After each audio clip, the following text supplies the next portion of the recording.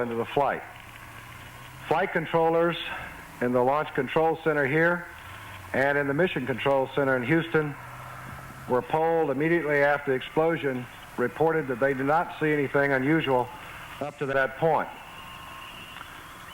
The solid rocket booster recovery ships were immediately dispatched to the area, approximately 18 or so miles downrange from Kennedy, along with various Coast Guard and military ships, helicopters, and planes. I have taken an immediate action to form an interim investigating board to implement early activities in this tragedy.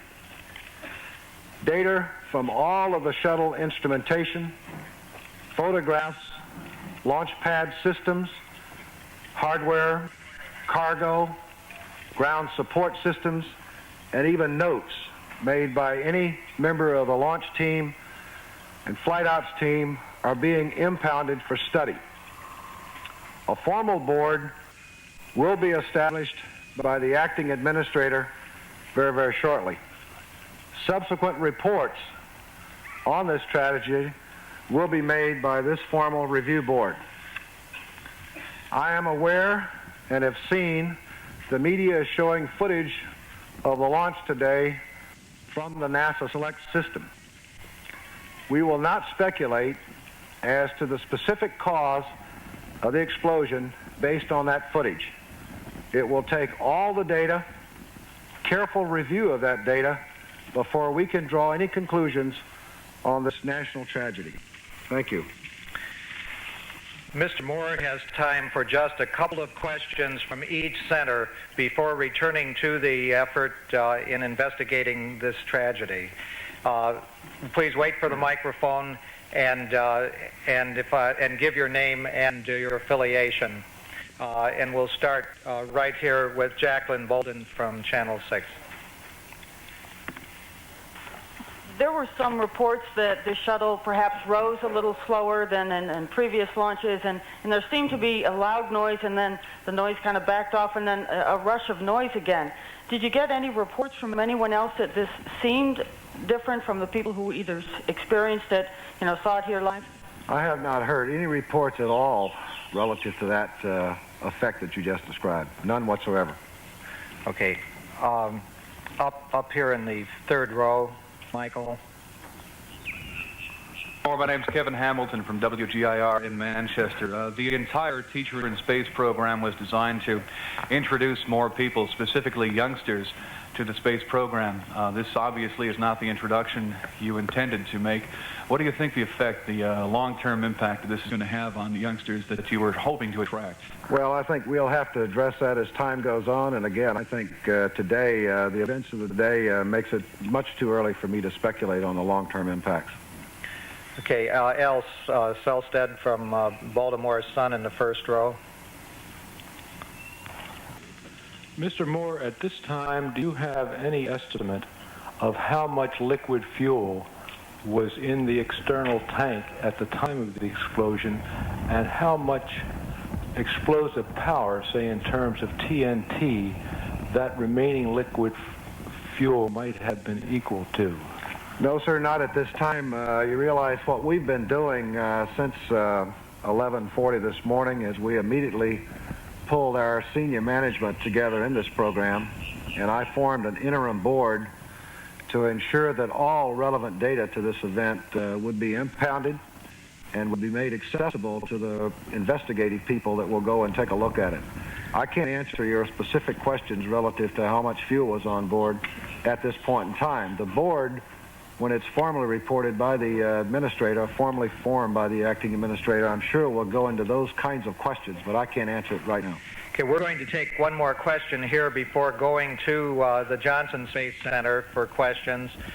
Here in the right opposite you, Jackie. Peter Van Sant from CBS News.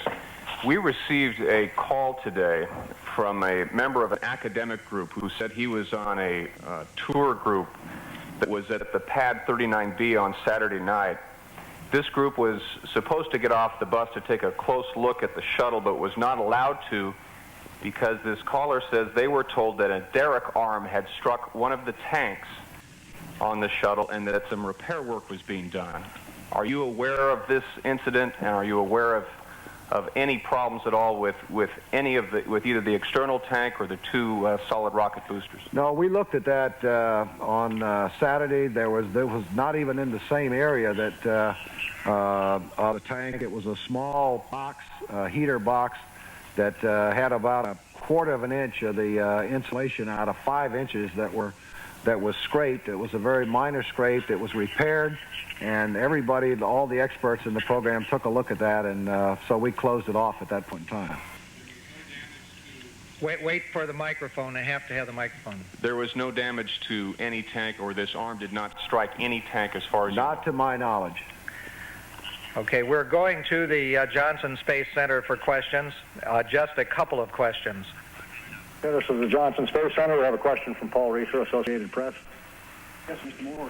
Was there any debris of any description recovered by the vessels, and if so, what was it? We do not have any detailed debris reports at this point in time. That certainly is something that we're looking at, and we will be impounding all the debris that we recover. And we've set up plans here to store that debris so that the investigating group can go in and look at that and assess that in great detail.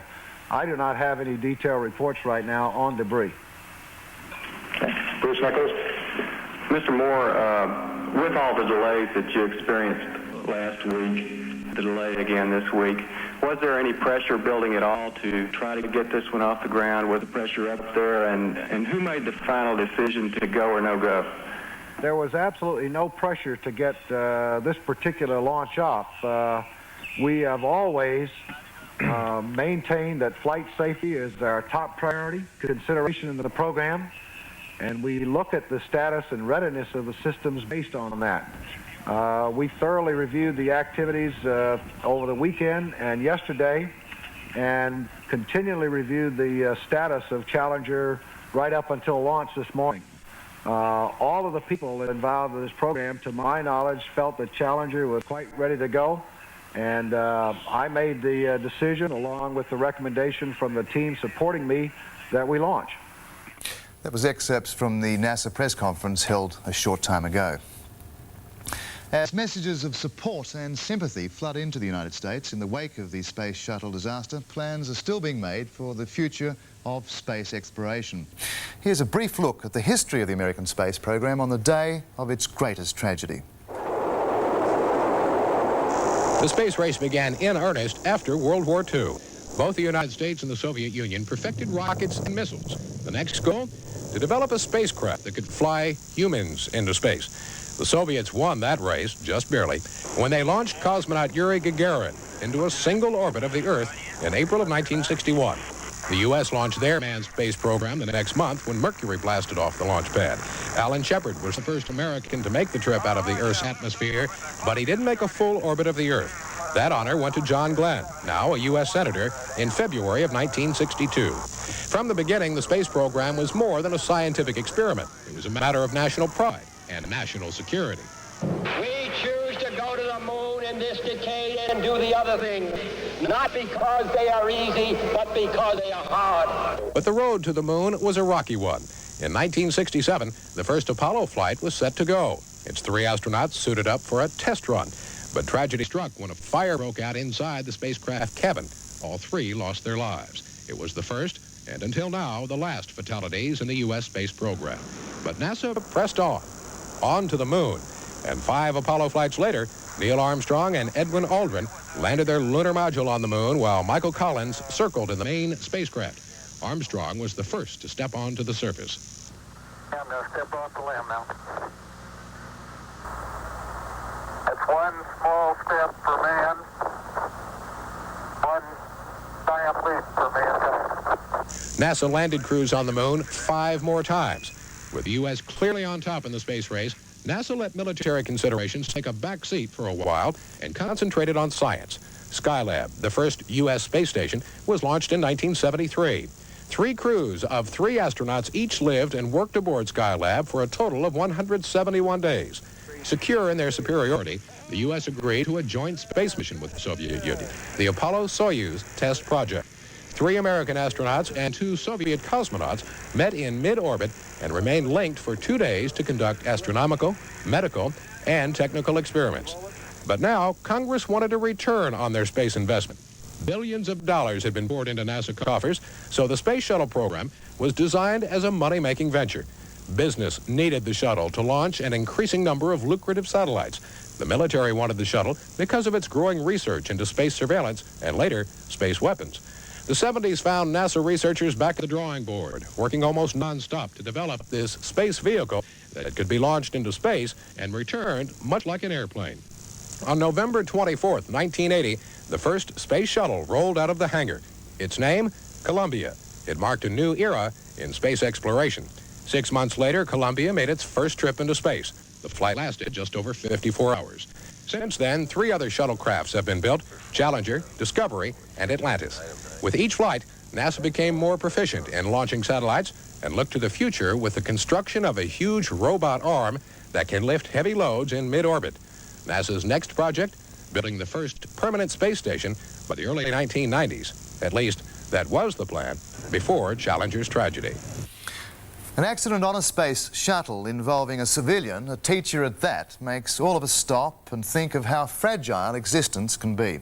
But as former astronaut Senator John Glenn put it today, the explosion of the Challenger has made us remember that space exploration contains both tragedy and triumph. From the moment the Wright brothers proved it could be done, challenging the law of gravity has captured the imagination and exacted a human price. The Hindenburg disaster came to symbolize that.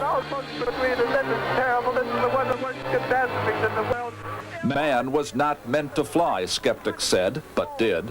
Was not meant to break the sound barrier, but did. Flew higher and faster until there was only space to conquer. I believe that this nation should commit itself to achieving the goal before this decade is out of landing a man on the moon and returning him safely to the earth. The space program, too, began with failures, to some a warning that man had met his limit. But technology triumphed. John Glenn orbited the Earth and came home a hero. For behind the cold technology, it has always been the human spirit which has driven man into space. There were losses. 3 astronauts killed during a launch pad exercise in 1967. And there was the ultimate triumph. That's one small step for man, one giant leap for mankind.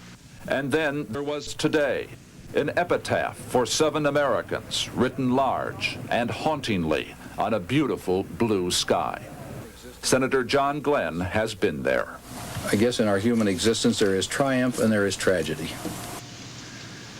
And man tries many things. And we advance as a whole human race because we succeed most of the time. We make advances, whether it's in space or engineering or health or medical things. Sometimes, though, we aren't perfect. And then there's a tragedy that brings us back to our own human frailties. But as we contemplate our frailty, we have also been fascinated by pictures from Uranus and its moons 2 billion miles away. Pictures from Voyager showing new worlds to discover and explore. Can there be any doubt that one day, despite the risk, man will follow? And that wraps up our coverage of the Space Shuttle. Challenger, go with throttle up.